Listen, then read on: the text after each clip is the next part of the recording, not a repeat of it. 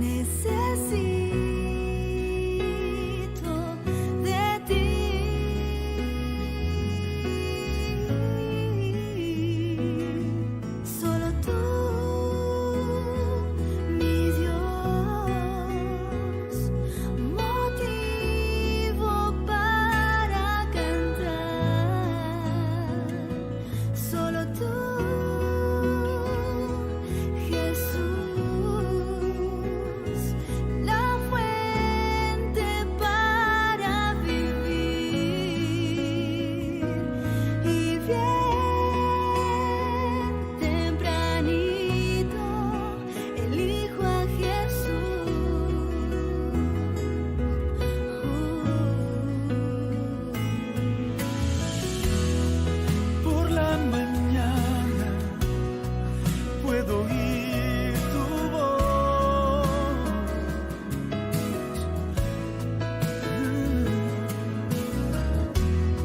Cierro mis ojos, te busco en oración.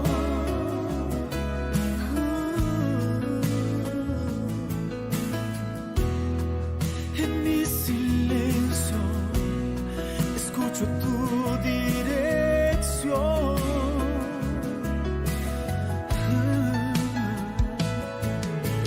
Yo preciso de ti.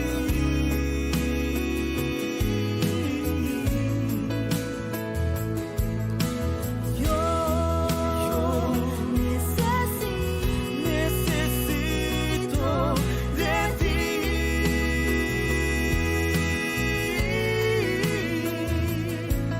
Solo tú,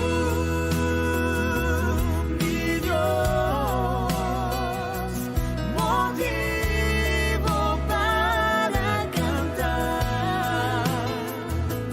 Solo tú, Jesús, la fuente para vivir. Y bien tempranito elijo a Jesús.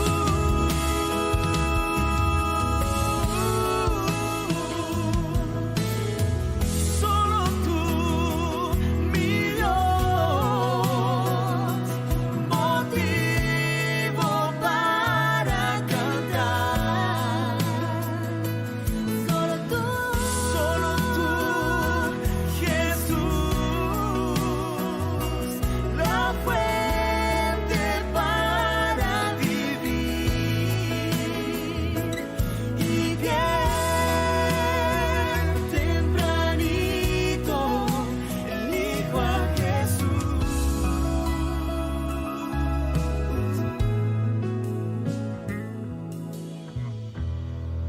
Y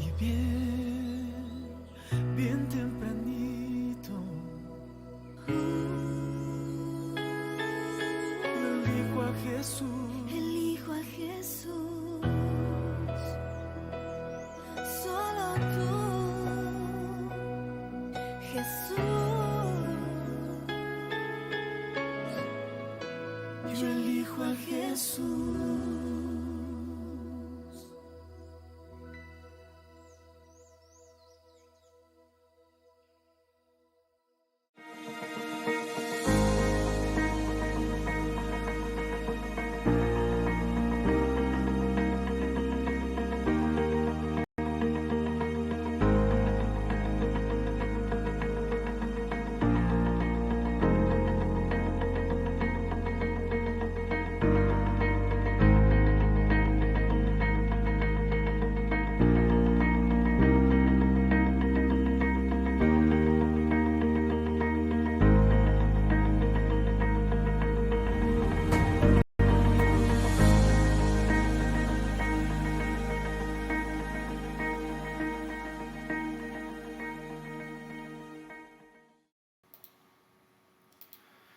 Hola, hola, ¿qué tal? ¿Cómo están? Muy buen día para cada uno de ustedes. Bienvenidos a Lecciones que Transforman.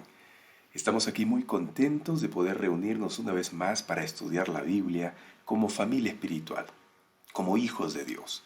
No hay nada mejor que un hijo escuche la voz de su padre y obedezca.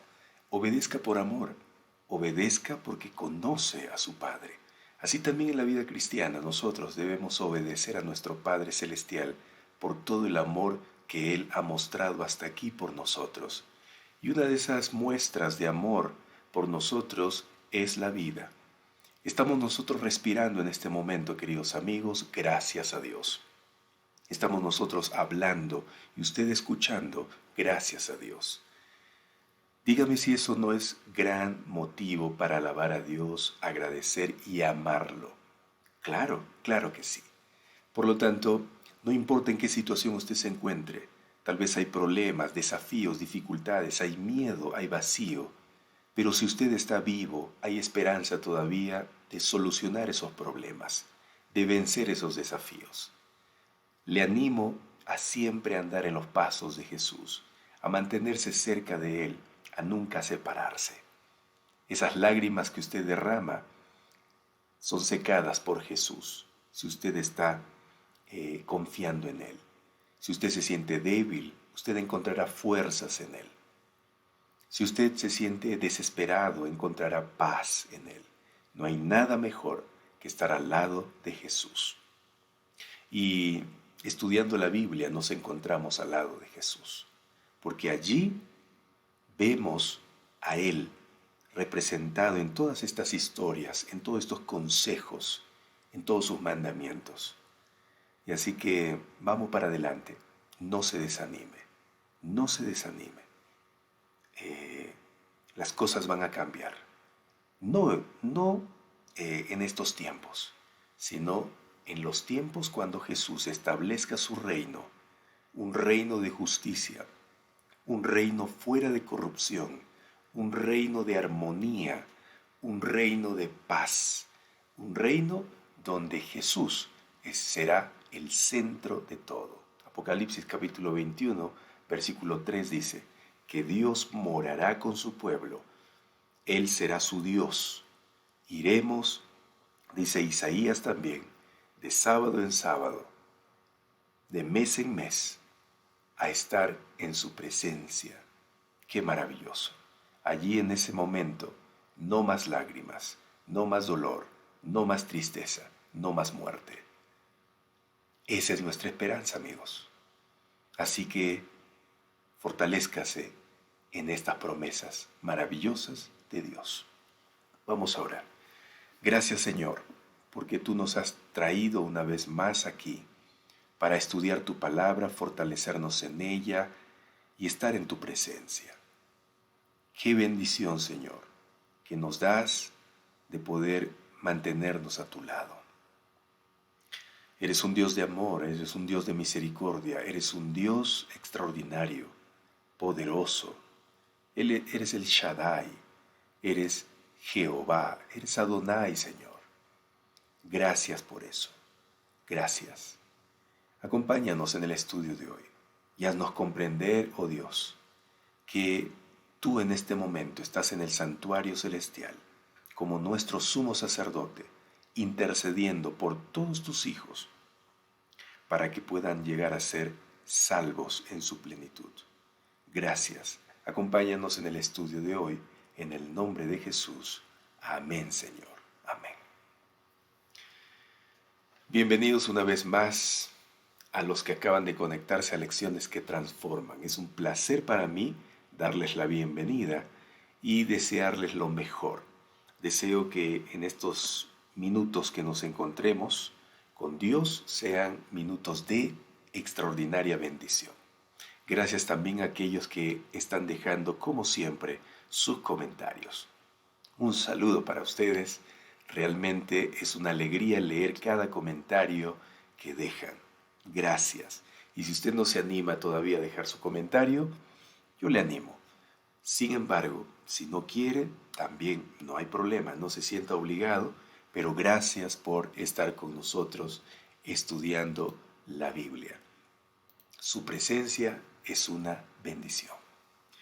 El título de hoy, del estudio de hoy, amigos, es El sacerdote del nuevo pacto.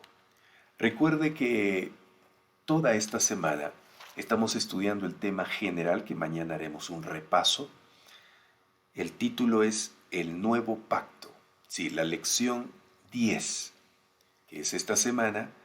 El título general es El nuevo pacto. Así que todo lo que tiene que ver con el nuevo pacto hemos estado viendo desde domingo hasta hoy, ¿no? Hoy día cerramos el estudio, mañana hacemos un repaso. Y hoy trata sobre el sacerdote del nuevo pacto. Y yo quiero por favor pedirle que tenga y ponga mucha atención en lo que voy a hablar hoy. Mucha atención. Yo he preparado algunas imágenes, algunas plantillas de PowerPoint para que usted pueda comprender mejor, mirando, ¿no? Observando. porque yo voy a hablar acerca de el ministerio que se realizaba y todos los ritos que se realizaban en el santuario terrenal. Y de esa forma vamos al final a comprender el tema de hoy, el sacerdote del nuevo pacto. ¿Por qué en el nuevo pacto hay un sacerdote? Pues porque en el antiguo pacto había también un sacerdote. ¿Y qué pasó? ¿Cuál es la obra que él hace en la actualidad? Para eso tenemos que ir al pasado también, al santuario terrenal. ¿Sí? Así que, por favor, ponga mucha atención, mucha atención. Y yo agradecería mucho que si tú tienes alguna duda, puedas dejarme tu duda, tal vez en el transcurso del estudio aparezca, escrita aquí en el comentario. Yo lo voy a leer y mañana, si Dios permite, vamos a ir respondiendo esas preguntas. Pero avance conmigo en el estudio. De repente esa duda desaparezca mientras yo voy explicando. ¿Sí? Vamos entonces a iniciar el estudio en este momento. Y voy a iniciar, amigos, diciendo que en el cielo, en algún momento de la historia, allá en la eternidad del pasado, un ángel llamado Lucifer se rebeló. La Biblia dice que este ángel tenía un gran privilegio. Estaba en la presencia misma de Dios. En la presencia era un querubín protector. O sea, estaba allí, cerca o al lado del trono de Dios. Sin embargo, deseando ser Dios, él cambió de ser Lucifer a llamarse Diablo, Satanás, el padre de la mentira. Lucero de la mañana significaba belleza, significaba resplandor. Pero ahora, con su rebeldía y por decidir vivir independientemente de Dios y desear ser Dios, se convirtió en el diablo, el padre de la mentira, de la oscuridad, de las tinieblas. Qué triste. La Biblia cuenta en Apocalipsis capítulo 12 que Satanás fue echado del cielo porque ya no más quería estar al lado de Dios. Y lo peor, que comenzó a contaminar la mente de los ángeles. Y la Biblia cuenta que la tercera parte de los ángeles le creyó. Le creyó la mentira de que Dios es injusto, de que su ley es una carga, de que no hay que obedecer a Dios. Cada uno puede ser su Dios, su propio Dios. Cada uno puede vivir separado de Dios. Fue triste, amigos, ese momento para Dios. Después de tantas advertencias, después de tantos consejos, tanto de Dios mismo como de los ángeles que no le creyeron, después de todo eso, de ruego y lágrimas de parte de Dios, Satanás tuvo que ser echado junto con la tercera parte de los ángeles rebeldes del cielo. No porque Dios quisiese así, porque Dios no creó a estos ángeles para que sean rebeldes, para que vivan separados de Él, porque todo el que vive separado de Dios muere. Muere, ¿por qué? Porque nosotros no podemos separarnos de la vida. Dios es vida. El que se separa de la vida, lo que adquiere es la muerte. Hay vida o muerte, cualquiera de los dos caminos. ¿Estás con la vida o estás con la muerte? Así de simple. Entonces, la salida de Satanás y los ángeles, que ahora eran los ángeles de Satanás, los demonios, era una consecuencia natural de vivir una vida separada de Dios. Fueron destituidos de la gloria de Dios. Ahora, eso pasó en el cielo. El pecado apareció en el cielo y eso es un misterio que un día lo entenderemos cuando Dios nos lo explique a través de la eternidad. ¿Cómo en un lugar tan perfecto apareció el pecado? Y es que el pecado es un intruso, amigos. Es un intruso. Ahora, ¿cómo fue involucrado el ser humano en el pecado? La Biblia cuenta en Apocalipsis 12:9 que Satanás fue arrojado. Satanás en la Biblia también es llamado el gran dragón. Fue arrojado, la serpiente antigua. ¿Y por qué serpiente antigua? Ya veremos por qué. Que se llama Diablo y Satanás, el cual engaña a todo el mundo, fue arrojado a la tierra, en realidad fue sacado del cielo. Amigos, ¿ya?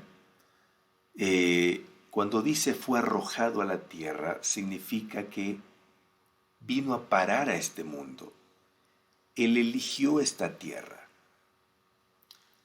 Sus ángeles también fueron arrojados con él. Esta tierra todavía no estaba creada cuando fue arrojado Satanás y sus ángeles. Así que Satanás rondaba por allí, por el universo, prohibido de entrar ante la presencia de Dios, al cielo ya. Y rondaba por allí cuando creó Dios este mundo. La Biblia dice que este mundo era en gran manera bueno, maravilloso. Y Dios coronó este mundo creando al ser humano, a Adán y a Eva. Y también creando un día de encuentro con ellos, llamado sábado. Todos los sábados ellos iban a reunirse con Dios. Dios venía ante la presencia de sus hijos y pasaban un día hermoso. Todo era maravilloso. Entonces, Satanás, al ver esto, se acercó también a este mundo, ingresó a este mundo. Pero Dios había advertido a los seres humanos, a estos dos primeros seres humanos, lo siguiente. Les dijo en Génesis capítulo 2, versículos 16 y 17, y el Señor Dios mandó al hombre diciendo, puedes comer de todos los árboles del jardín, pero del árbol del conocimiento del bien y del mal no comerás, porque el día que de él comas, ciertamente morirás. Dios, de igual forma que había advertido a los ángeles en el cielo, por favor, crean en mi palabra. Pero Lucifer está diciendo esta cosa, no, crean en mí. Unos creyeron en Dios, pero otros decidieron creer a Lucifer, a Satanás. De igual manera aquí en la tierra, Dios había dicho a Adán y a Eva, por favor, hay un enemigo y hay una tercera parte de ángeles que salieron con él del cielo. Les contó la historia que yo les conté resumidamente al inicio. Hay un ser llamado Satanás, el padre de la mentira. Él les va a engañar si ustedes se acercan a él. Por lo tanto, no se acerquen. Y ese árbol que he plantado es una prueba de obediencia hacia mí y a la vez una prueba de amor. Voy a ver ustedes cuánto me aman. Yo les he dado todo lo que tienen a su alrededor. Y eso es una muestra de amor hacia ustedes. Por lo tanto, ahora quiero una respuesta de amor también. De amor. Y eso se va a ver en la obediencia de ustedes. Por favor, no se acerquen a ese árbol ni coman de su fruto, porque van a morir. ¿Y por qué van a morir? Porque al acercarse a ese árbol, ustedes se están acercando a Satanás. Y el que se acerca a Satanás, lo único que le espera es la muerte, porque Satanás solamente tiene muerte para los que se acercan a él. Muerte. Ustedes se separan de mí, que soy la vida, y se acercan a la muerte. Por lo tanto, no se acerquen a la muerte, no se acerquen a ese árbol. Sin embargo, la historia trágicamente nos cuenta de que no obedecieron. Eva fue engañada por Satanás como Dios había dicho. Satanás se había disfrazado o había tomado el cuerpo de una serpiente. Por eso, Apocalipsis capítulo 12, versículo 9 llama a Satanás la serpiente antigua, porque viene desde la antigüedad, desde el Edén. En esta tierra aparece como una serpiente, ¿no? Hablando, engatusa a Eva, engaña, y Eva, por desobedecer a Dios, cae en pecado. Y no solo contenta con eso, Satanás usa a Eva para hacer caer en pecado a Adán. Y ambos caen en la desgracia del pecado, de la muerte. Y entonces, ¿qué hace? La Biblia dice que Dios, y aquí entramos al tema, hermanos, específicamente de hoy, el sacerdote del nuevo pacto. Escuche, por favor, mucha atención ponga. Dios, al ver a sus hijos caídos en pecado, no los abandonó. Y nunca abandona a Dios. Jamás. Cuanto más pecador eres, más Dios hace el esfuerzo por salvarte. Cuanto más lejos te vayas de Dios, Dios corre detrás de ti para detenerte y no caigas en la desgracia del pecado, más todavía hasta morir. Dios no quiere la muerte del pecador, dice la Biblia. Él toma la iniciativa para salvar a la humanidad. Y eso es lo que pasó desde el principio. Dios se acercó a Adán y a Eva. Les preguntó dónde están. Él sabía, solo que quería la respuesta de sus hijos. Esa respuesta era una muestra de, por favor, ayúdanos. Y así fue. Dios se acercó a ellos y los ayudó. Les prometió salvación. Aunque iban a morir la primera muerte, que es la muerte natural del pecado, como todos nosotros morimos cuando envejecemos, sin embargo no iban a morir la segunda muerte, esa muerte eterna, porque Dios les prometió, yo les voy a salvar. Y para salvarlos,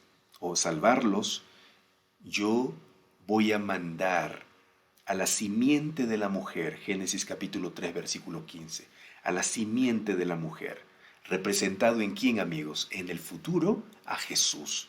Jesús es la simiente de la mujer, que promete Dios enviar para aplastar la cabeza de la serpiente, es decir, de Satanás, para eliminar a Satanás y el pecado. Era Jesús esa simiente.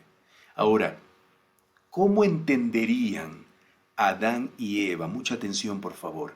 ¿Cómo entenderían Adán y Eva y todos los seres humanos que vendrían de allí para adelante a poblar la tierra que Jesús iba a venir a este mundo a salvar a la humanidad del pecado? ¿Cómo? A través de una simbología. ¿Y cuál era la simbología? La muerte de un animal, la muerte de un cordero. Por eso Génesis capítulo 3, versículo 21 dice que el Señor luego de verlos allí desnudos por el pecado, avergonzados por el pecado, de miedo por el pecado, el Señor hizo vestidos de piel. ¿Y de qué piel? De un cordero, amigos. La piel de un cordero. Fue allí el primer sacrificio, la primera muerte que apareció a causa del pecado, de un cordero. Ese cordero tenía dos propósitos. La muerte de ese cordero tenía dos propósitos. Primero, hacer la vestimenta para Adán y Eva, que ahora estaban desnudos por causa del pecado, para cubrirlos. Y en segundo lugar, para enseñar a Adán y a Eva que la muerte de un cordero, el derramamiento de la sangre de ese cordero, representaba el derramamiento de la sangre del Hijo de Dios, de Jesús, que vendría a morir en el altar de la cruz para salvar a toda la humanidad. Iba a morir en vez del ser humano. Amigos, en el Edén tenían automáticamente, en el mismo instante, que morir Adán y Eva, ¿sí o no? Por pecar, por desobedecer, porque Dios les dijo, si ustedes comen de ese fruto, morirán. Pero no murieron en ese momento, ¿por qué? Porque en ese momento quien reemplazó para que no mueran en ese instante fue el Cordero. El Cordero que ellos mismos sacrificaron allí. Sí, amigos. Por lo tanto, ese fue el primer Cordero sacrificado y la piel sirvió para la vestimenta de ellos. Fue el primer Cordero y así Dios les dijo, así como este Cordero está muriendo por ustedes, así morirá el Hijo de Dios más adelante, para salvar al mundo entero. Entonces, amigos, estos sacrificios apuntaban la venida de un Mesías Salvador. El sacrificio que se hizo en el Edén de un cordero apuntaba la venida de un Mesías Salvador. Y a partir de allí comenzaron a sacrificar corderos. Cuando nacieron los primeros hijos de Adán y Eva, Caín y Abel, también fueron enseñados, instruidos para sacrificar corderos, porque este cordero representaba la venida del Mesías, del Salvador del mundo. Pero la historia bíblica cuenta que Caín decidió no obedecer, mientras Abel obedecía, y de esa manera, por la fe, se entregaba a Dios para que lo salve. Caín no quiso hacerlo, no quiso ser salvado, así que él ofrecía no un cordero que representaba al Mesías, sino su propia voluntad, queriendo salvarse él mismo, mostrando de esa manera el desprecio hacia la salvación. Él presentaba frutas, dice la Biblia, pero frutas no representaba al Mesías. Las frutas no eran la orden de Dios, pero él quiso hacerlo en rebeldía. Satanás había tomado el corazón también de Caín ahora. La Biblia tristemente dice que allí sucedió el primer asesinato, porque Caín mató a su hermano Abel. Lastimosamente, terrible, consecuencia del pecado. Consecuencia del pecado.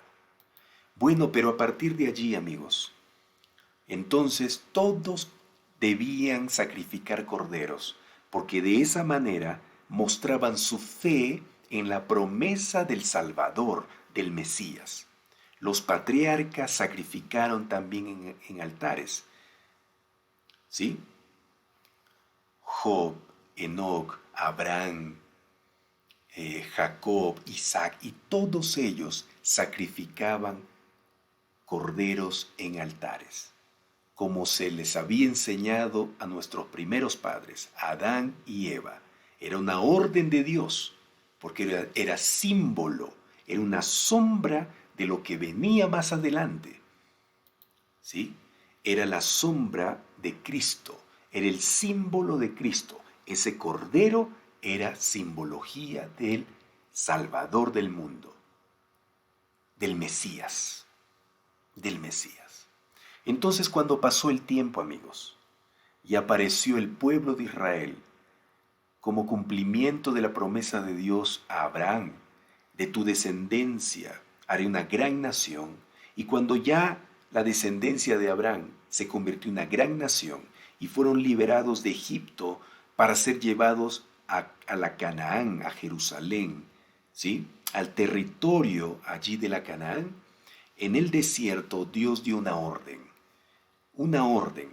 para que todo el pueblo sea instruido también, porque recuerde que ellos habían sido esclavos 400 años en Egipto y se habían olvidado de este mandamiento, de sacrificar corderos como simbología de la esperanza de salvación en el Mesías, en Jesús. Entonces Dios quiere nuevamente recordar y enseñar a su pueblo acerca del plan de salvación y cómo lo haría a través de un santuario. Por eso en Éxodo capítulo 25 versículo 8 le dice Dios a Moisés, y harán todos los israelitas un santuario en mi honor, y yo habitaré en medio de ellos. Qué hermoso. Este santuario era símbolo de la presencia de Dios, pero a la vez era una escuela para enseñar al pueblo acerca del plan de salvación. Y entonces Dios le dijo de manera específica lo siguiente en Éxodo 25:40. Procura de todo, dice, procura que todo esto sea una réplica exacta de lo que te mostré en el monte. ¿Qué monte? En el monte Sinaí. Esta orden fue dada en el monte Sinaí. Allí, al pie del monte Sinaí, construyeron entonces un santuario. Este santuario iba a enseñar al pueblo de Israel a través de los sacrificios, de los corderos, de los becerros y todos los animales que Dios había estipulado sacrificar, iban a simbolizar a Jesús, al Mesías. ¿Se dan cuenta? Entonces, el pueblo, dice la Biblia, que trajo oro, trajo telas, trajo varias cosas, madera, para construir el santuario. Y se construyó el santuario, amigos. El santuario tenía un largo de 45 metros, un ancho de 22.5 metros. Era un gran santuario, allí en el desierto. Este santuario estaba dividido en 3 partes. Tenía el patio, que en la Biblia se lo llama atrio, el patio. Luego tenía la carpa, y dentro de la carpa habían 2 departamentos.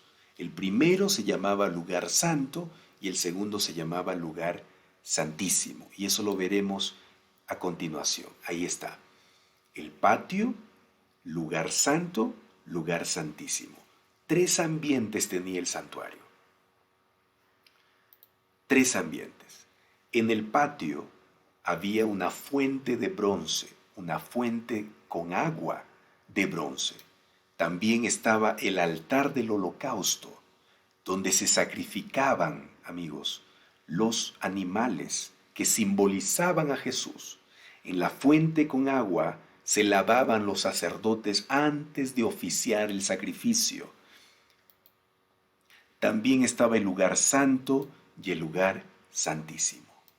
Dentro del lugar santo habían algunos muebles, algunos elementos. Estaba a la derecha al entrar por la puerta, estaba la mesa de los panes de la proposición. Encima de esa mesa habían 12 panes que simbolizaban las 12 tribus primero de Israel. Y estaban apilados 6 a un lado, 6 a otro, 12 panes. También a la izquierda estaba, o frente a la mesa de los panes, estaba el candelabro, que era una lámpara de 7 brazos, que iluminaba todo el santuario. Eran encendidos allí unos mechones con aceite de oliva.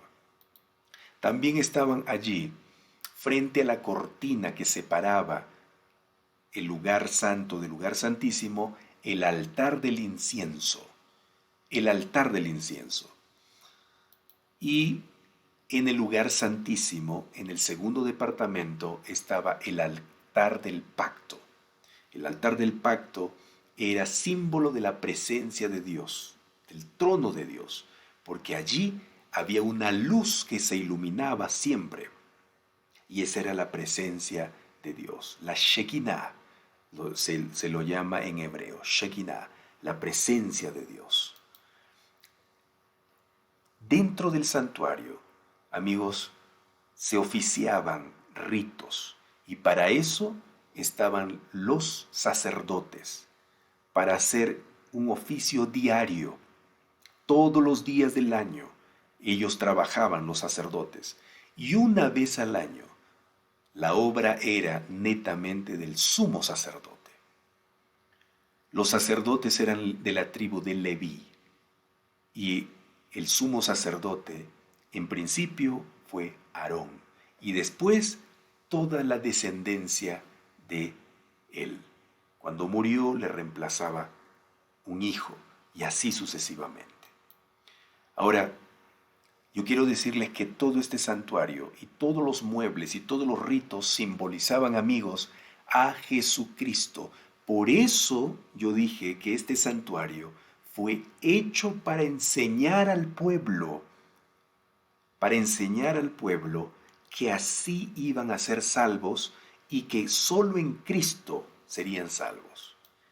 Miren, 3 departamentos tenía el santuario: el patio, el lugar santo y el lugar santísimo.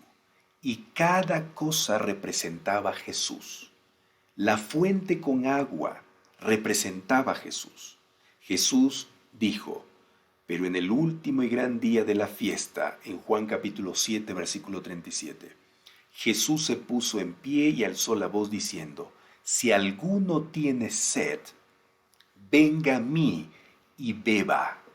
Esa agua que estaba en la fuente de bronce en el santuario representaba a Jesús.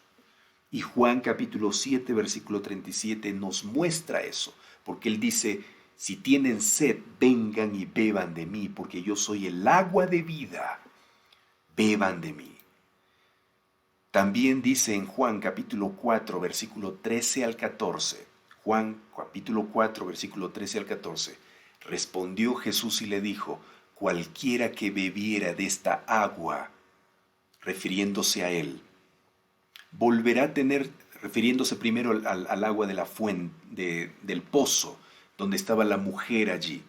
Jesús está conversando con la mujer samaritana y dice, cualquiera que bebiera de esta agua volverá a tener sed, mas el que bebiera del agua que yo le daré, no tendrá sed jamás, sino que el agua que yo le daré será en él una fuente de agua que salte para vida eterna.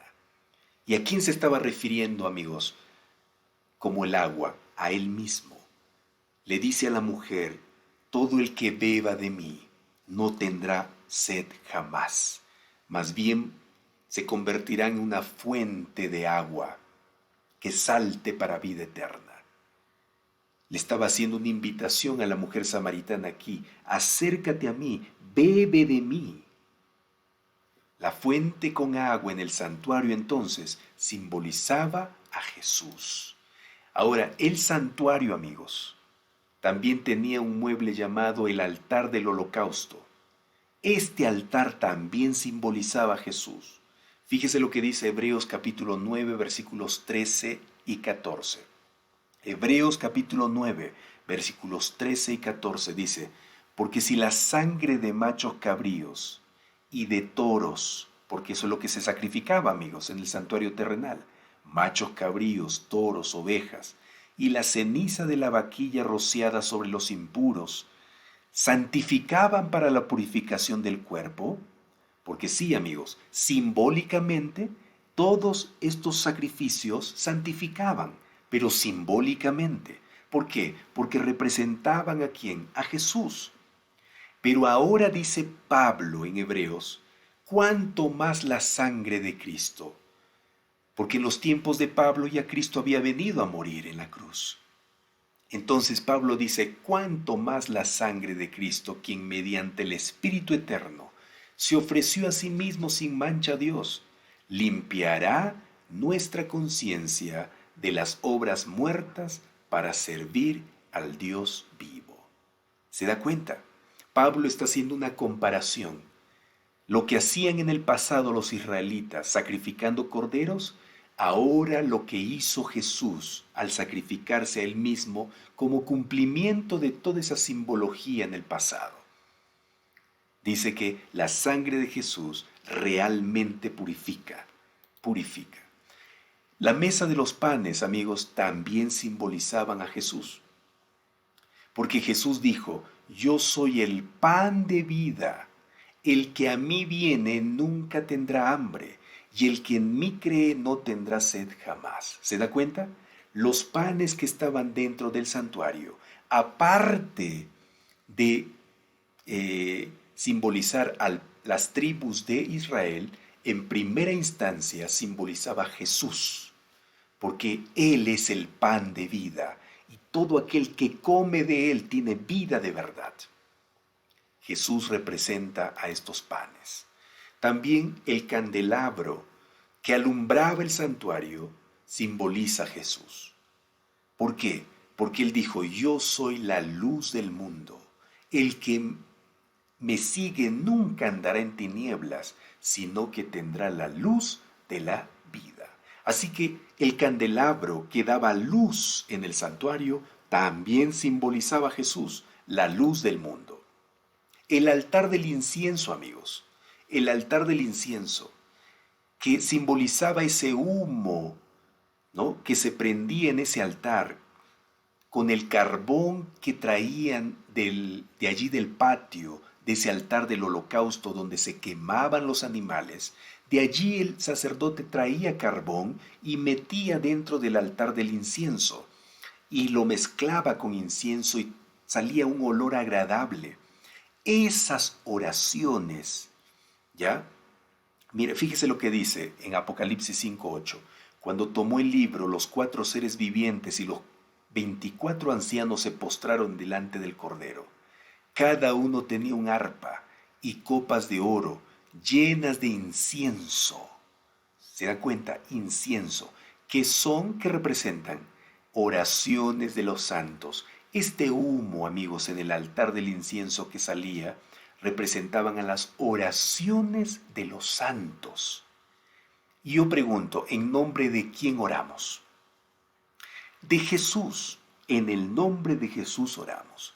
Por lo tanto, este altar del incienso que representan las oraciones de los santos también simbolizaba a Jesús, porque esas oraciones llegaban al trono de Jesús. El arca del pacto también simboliza a Jesús. Fíjese lo que dice Éxodo capítulo 25, versículo 22. Allí me encontraré contigo, dice Dios a Moisés, y desde encima del propiciatorio. ¿Sabe qué significa propiciatorio? Amigos, ¿cuál era el propiciatorio en el arca del pacto? Era la tapa, era lo que iba encima de esa caja del arca, ¿ya? Encima de esa arca había una tapa, esa tapa era propiciatorio. Arriba de esa tapa habían 2 ángeles tallados de puro oro que representaban a los querubines. Y en medio de esos ángeles se encendía una luz que representaba a Dios y el trono de Dios. Entonces, amigos, ese propiciatorio, ¿ya?, esa tapa era representación de Jesús que hacía propiciación. Mira lo que dice Romanos capítulo 3, versículo 25. Romanos 3, 25 dice, a quien Dios puso como propiciación. ¿A quién puso Dios el Padre como propiciación? Como salvación, como rescate. ¿A quién? A Jesucristo. A Jesucristo. Un momentito, por favor. Perdónenme un momentito. Quédese allí, no se vaya.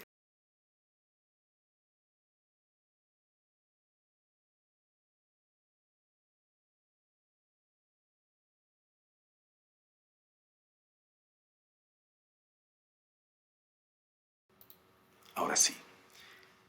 Aquí Pablo dice a los romanos, Jesús es la propiciación por medio de la fe en su sangre para salvación, amigos, de los pecadores.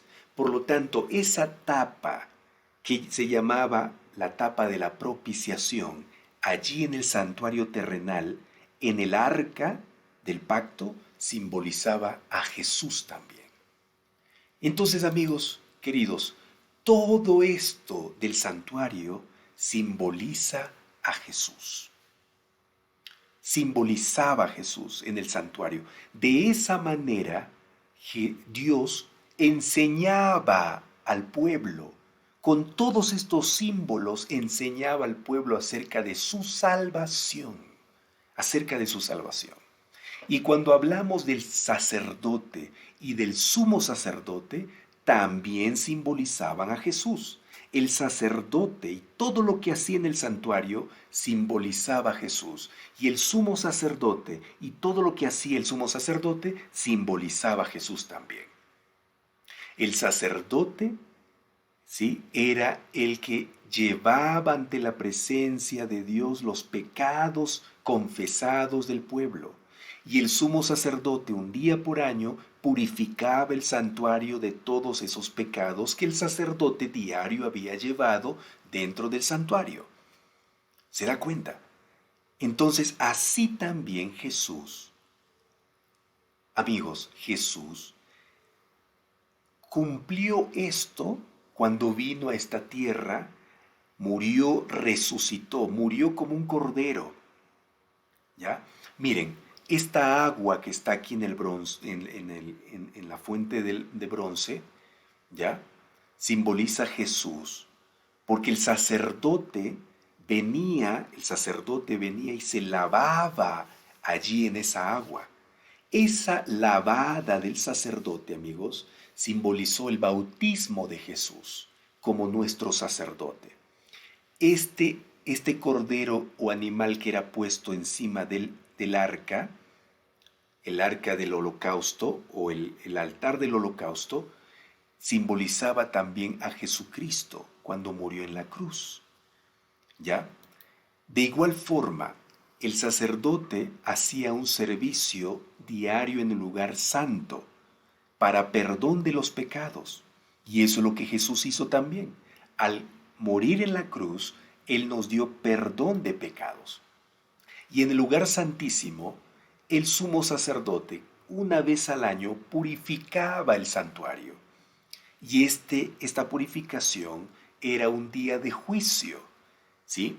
Todo el pueblo tenía que estar atento para que la obra que se hacía dentro del lugar santísimo tuviese un efecto en la vida del pecador. Así también, amigos, Jesucristo en la actualidad, fue nuestro sacerdote y ahora es nuestro sumo sacerdote, porque estamos en un juicio, en el juicio investigador. Era un juicio donde se arreglaban las cuentas. Ahora, de igual forma, Jesús está en el santuario celestial cumpliendo una función sumo sacerdotal de intercesión por todos nosotros para que podamos llegar a ser salvos. Queridos amigos, de eso se trata la lección de hoy. Yo quise hacer todo este panorama, este contexto desde el principio para que usted pueda comprender. El sacerdote del nuevo pacto. Entonces, con todo lo que yo hablé, escuche bien lo que le voy a decir. En el antiguo pacto, todo era a través de simbología. Matado los corderos y los animales, haciendo un ministerio allí en el santuario, que representaba al sacerdote, al sacrificio futuro en el nuevo pacto. ¿Se da cuenta? ¿Por qué entonces es un mejor pacto este que ahora estamos viviendo? Porque la realidad se hizo presente. En la antigüedad todo era simbología, pero ahora es una realidad, porque Cristo vino a morir en la cruz, ya no un cordero, un animal, sino el mismo Cordero de Dios que quita el pecado del mundo. Vino a esta tierra a morir. Resucitó y se fue al santuario celestial y ahora es el sacerdote, el sumo sacerdote del santuario celestial. ¿Se da cuenta? Todo lo que se hacía en el santuario terrenal, ahora Jesús lo está cumpliendo de manera exacta en el santuario celestial. Por eso, amigos, Es un mejor pacto, porque usted ya no tiene que estar llevando corderitos a sacrificar como antes lo hacían. Ahora Cristo ya murió, Él mismo se ofreció como el Cordero de Dios para quitar el pecado del mundo. Ahora solamente necesitamos orar, confesar nuestros pecados para que Dios en el santuario interceda por nosotros ante el Padre y nos perdone y nos salve. ¿Se da cuenta? Amigos, aquí no hay desaparición de la ley.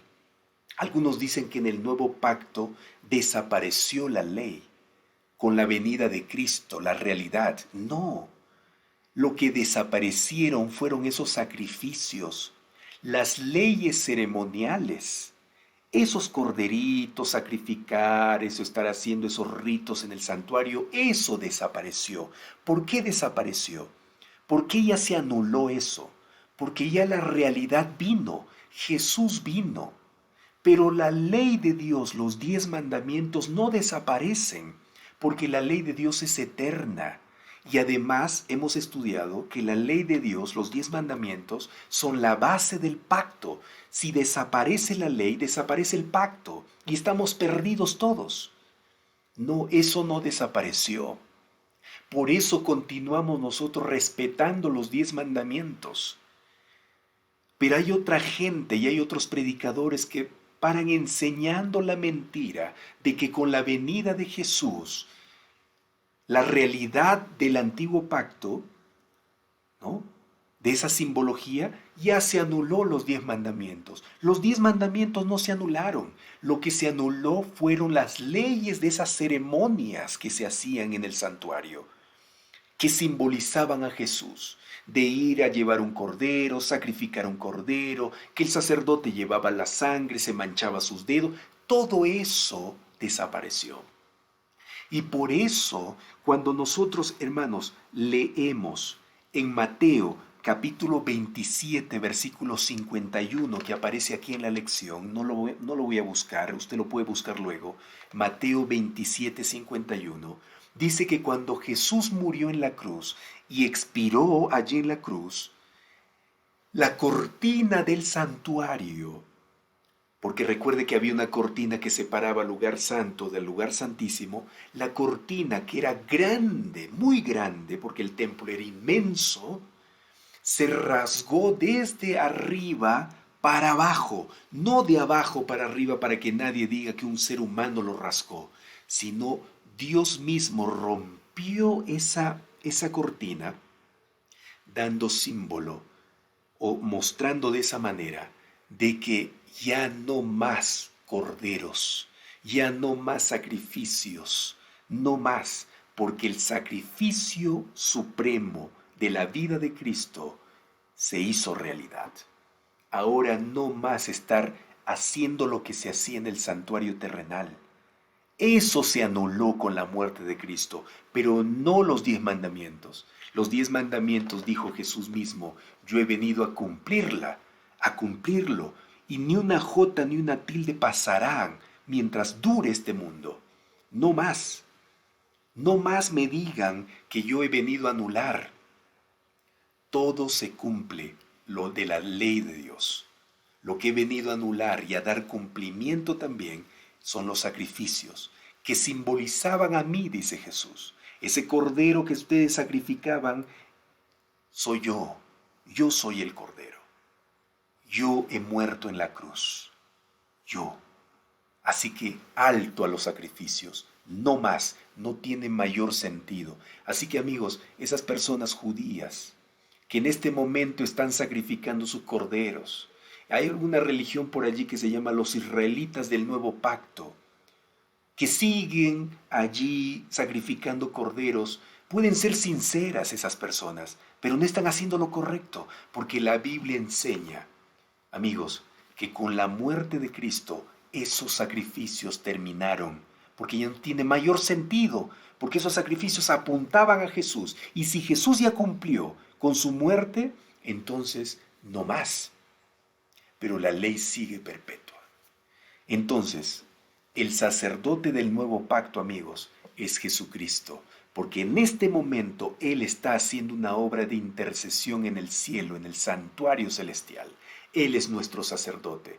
Vayamos a Él con toda transparencia, con toda tranquilidad.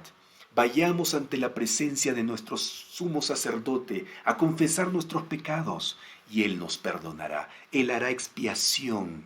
Él ha hecho expiación, pero Él presentará nuestros pedidos delante del Padre, mostrando sus huellas, mostrando sus cicatrices de su muerte, diciendo: Señor, perdona a Juan Carlos, perdona a Nancy, perdona a Rebeca, perdona a Isabel, perdona a Verónica, perdona a mis hijos que están confesando sus pecados, porque yo morí por ellos, yo morí por ellos. Qué hermoso, amigos. Por eso este nuevo pacto es mejor que el antiguo. El antiguo era un pacto simbólico, era un pacto donde la gente, también por fe, claro, siempre fue un pacto de fe, de gracia, porque ellos ponían su fe en ese cordero que iban a llevar a sacrificar, porque ese cordero simbolizaba a Jesús. Ahora también, todos los que creamos por fe en Jesús somos salvos. ¿Se da cuenta? En ese sacerdote que está haciendo una obra especial. Amigos queridos, que Dios pueda ayudarnos a saber, a creer que lo que Jesús hace por nosotros es algo maravilloso. En este momento Jesús está haciendo todo lo posible para que usted y yo podamos ser salvos, podamos llegar a adquirir la vida eterna. Claro que Él ya hizo el sacrificio que nos da su salvación, solo que la salvación es diaria, amigos. Es diaria. Todos los días necesitamos estar conectados con Jesús, nuestro sumo sacerdote. Todos los días tenemos que ir ante su trono, ante su presencia, para que el sumo sacerdote, nuestro sacerdote del nuevo pacto, pueda darnos su perdón, pueda darnos su purificación. Es su sangre que derramó en la cruz que nos purifica, no la sangre de los corderos del pasado, que eran solo símbolo.